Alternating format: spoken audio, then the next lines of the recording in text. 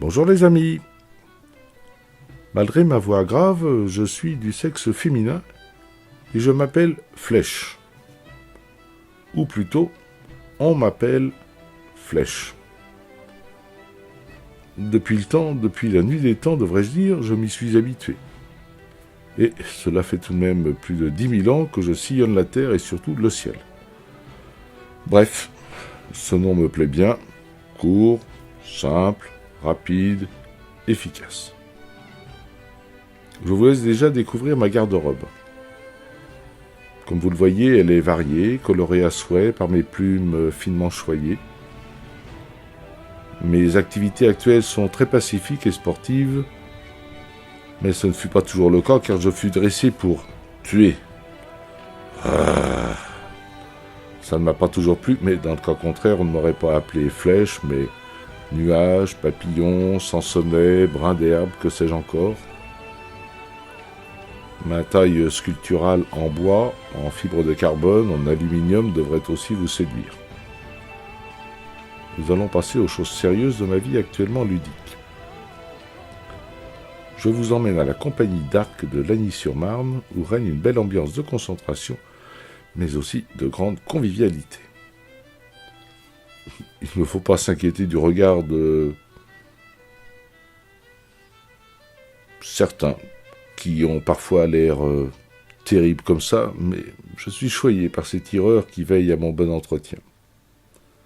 Voici donc ma vie d'un jour, d'une semaine, d'un mois ou de plusieurs années.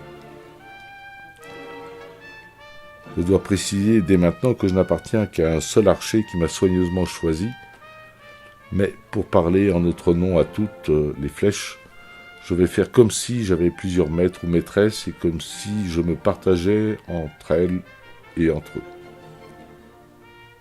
Bon, ma journée commence souvent le matin, bien calé dans mon coffre de voyage qui s'ouvre, et dans un trait de lumière, je vois apparaître le regard attendri de mon tireur chéri.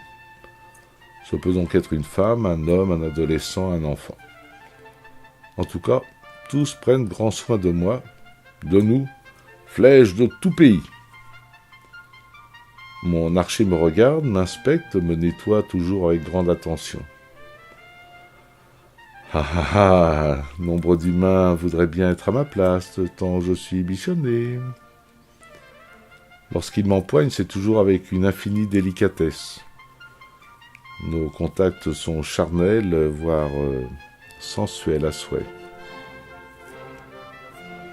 Mon départ vers ma salle de jeu se fait toujours dans un beau cérémonial. Mon chevalier servant, oserais-je dire, s'arnage de tous ces équipements que j'adore, prémisse à ma mise en mouvement. Il y a tant de jours que j'attends cela. Moi, flèche, je suis délicatement posé dans une belle tunique que je trouve soyeuse et appelée carquois. De par le monde, nous en avons connu de toutes sortes, de toutes formes, de toutes textures, avec des tireurs de toutes ethnies. Mon arrière-grande cousine me parlait déjà de sa vie chez les Indiens. Oh, grand souvenir. De génération en génération, nous transmettons nos souvenirs de si loin. Nous reparlons du temps des hommes préhistoriques où nous avions une tête de silex, de vraies plumes, et notre ligne était issue de belles branches soigneusement choisies pour leur droiture. À cette époque, les peaux des bêtes étaient si dures à transpercer que nombre de mes ancêtres périrent ainsi fracassés contre un mammouth ou un crocodile. Bon, là pour illustrer mes propos, c'est une vache du coin car je n'avais rien d'autre à vous proposer. Mais revenons à ce jour. Mon archer me positionne par mon encoche avec d'infinies précautions dans la corde de l'arc qui me sert de berceau. De ces moments d'intimité et privilégiés, mon efficacité sera ou ne sera pas. Et puis je sens son regard, le regard de mon archer chéri qui m'aligne avec la cible. Ses doigts m'enserrent avec soin. Je sens au creux de mon encoche la fraîcheur et la tension de la corde de cet arc qui va me communiquer toute ma puissance. Et puis, le temps suspend son vol, Le souffle du tireur fait lui aussi une longue pause. Et puis, plus rien ne bouge. Ma stabilité est totale, je me concentre, mon regard fixé et aligné sur le point central de la cible tout au loin. Waouh, que c'est loin, même si je m'y suis habitué depuis longtemps. Comme une ballerine prête à s'élancer, je savoure cet instant d'apesanteur. Il va falloir que je sois bien sage en route, ne pas dévier mon regard, rester concentré pour ne pas faire grimacer mon tireur si je rate le but. Et puis c'est l'instant magique de la libération. Une propulsion de 55 mètres par seconde, 200 km/h, tout de même. Waouh! Ça dépote, tout s'anime autour de moi comme dans un super voyage galactique. L'air refroidit mon long corps effilé qui me fait parfois osciller toujours dans l'axe de mon destin immédiat, le centre de la cible.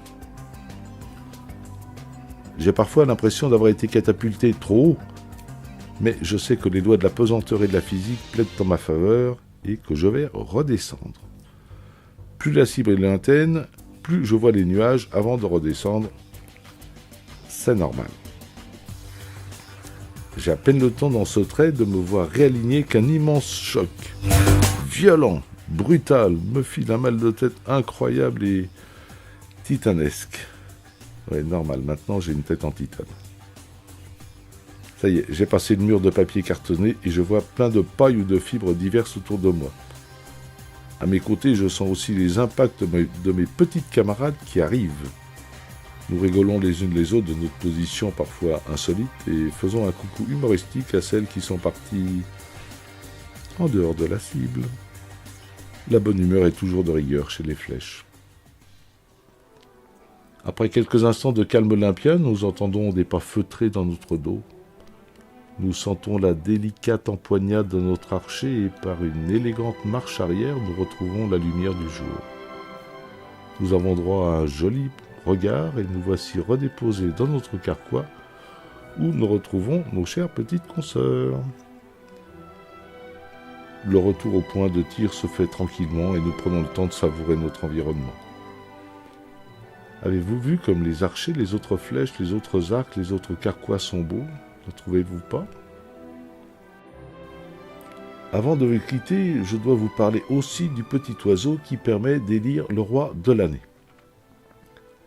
En cette année 2006, ce fut elle, le roi.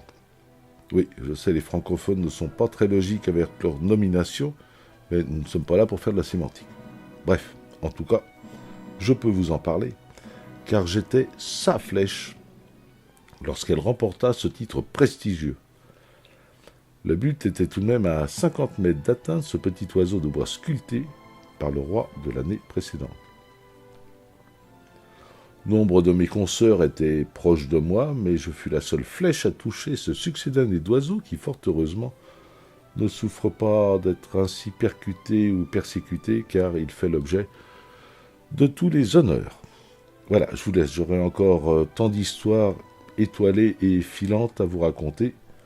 À bientôt et d'un trait de flèche, je pars me reposer pour revenir bientôt ici ou ailleurs, dans plein de concours qui me feront voyager. À bientôt.